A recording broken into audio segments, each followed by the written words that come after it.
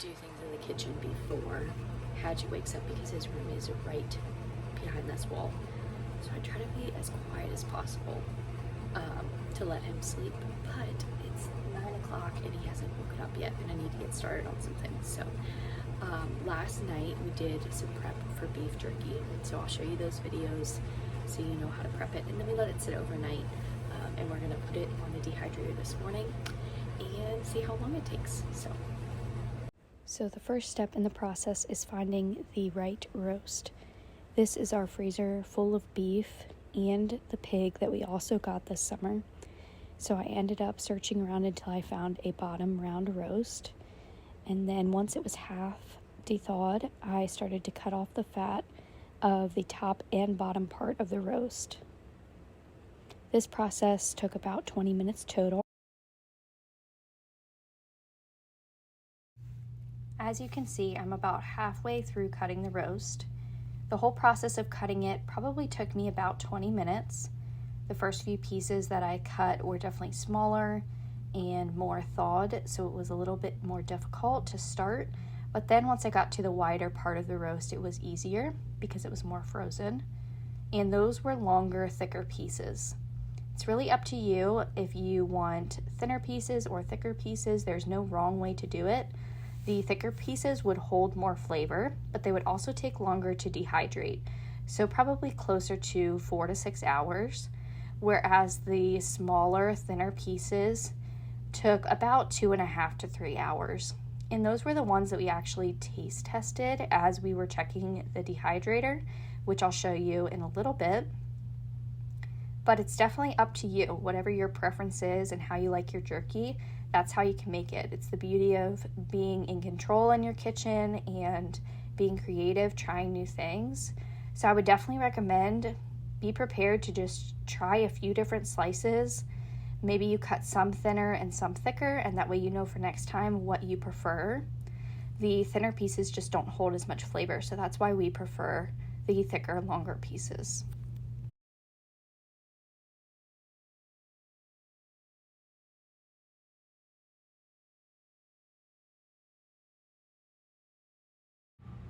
I didn't worry too much about anything going to waste because the pieces that I cut off in the beginning that had fat on them, those we just freeze and give to the dogs, defrost a few at a time. So I know that nothing's going to waste. So if you do have dogs and you're just trying to trim around the fat, or there's pieces that are way too thin that you don't really want to use to dehydrate, you are welcome to give those raw to your dogs. They can be stored in the refrigerator for up to 7 days or in the freezer, and then thawed whenever you want to give those to the dogs as a treat. So if you are like us and you bought beef from a local farmer, you can just take it out of your freezer, let it thaw for an hour before you start to cut. Or if you're buying it from the store and you're coming home with it like at refrigerator temperature, then you can stick it in the freezer for about an hour, maybe an hour and a half, and then pull it out to cut it. That way it's, a little bit more firm, and it'll be way easier to cut if you just give it a little bit of a freeze before you start. These are the ingredients that we used for our recipe this time around, but be creative and look up different marinades, see what you like, and be willing to try new things. The fun part about trying new things and getting comfortable with baking and cooking more is that you can have fun and be creative with your recipes and know that even if you fail, you can always try again. The first time we made jerky, we made it in the oven and it was a big fail, and I'm so glad that we tried again because now it is our favorite snack to have on hand, a great source of protein. So after you have your marinade in your bag, you want to take all of the air out, check it with your wife and make sure you didn't miss any ingredients like brown sugar. If you did, just seal it up again, take the air out, and then this is what I like to call massaging the marinade. So Devin was spreading all the pieces out to make sure the marinade covered each one of them and they could evenly be seasoned, and then we laid it flat in the fridge for 12 hours. But you can do anywhere from 6 to 12 hours. The marinade will still take, the longer the better. And we double bagged it just so that it didn't leak at all, and if it did, it wouldn't make a mess.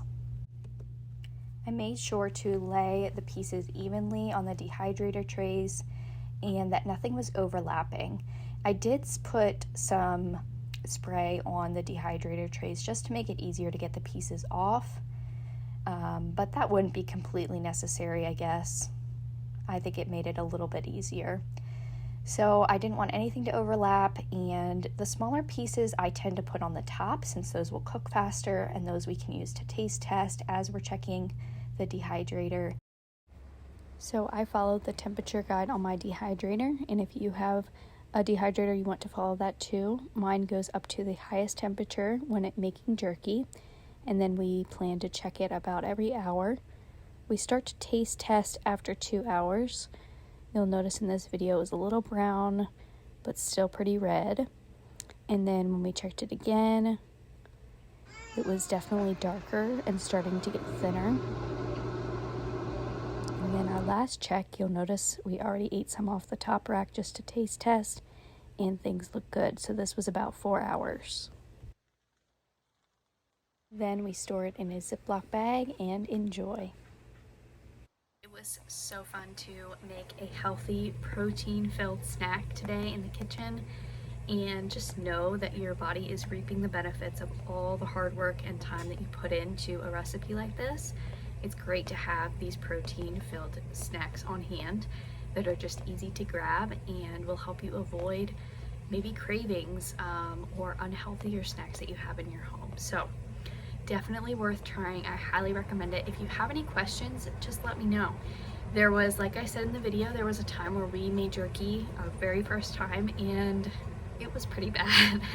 I wish that I would have known better or had more ideas to try, and maybe just be a little bit more creative with it and be willing to fail. So just be willing to fail in the kitchen. It's gonna happen, and you will learn from it, and you'll get a better result next time. So I hope you enjoyed this video. So let me know in the comments below if you enjoyed this recipe, if you tried it, or if you've tried jerky in the past and you have a recipe that you love. I would love to try it too. So share it with us. And if you have any questions, just drop them down in the comments. I'll keep an eye on them and can answer anything to the best of my knowledge or direct you to somebody who might know more than I do. Thanks so much.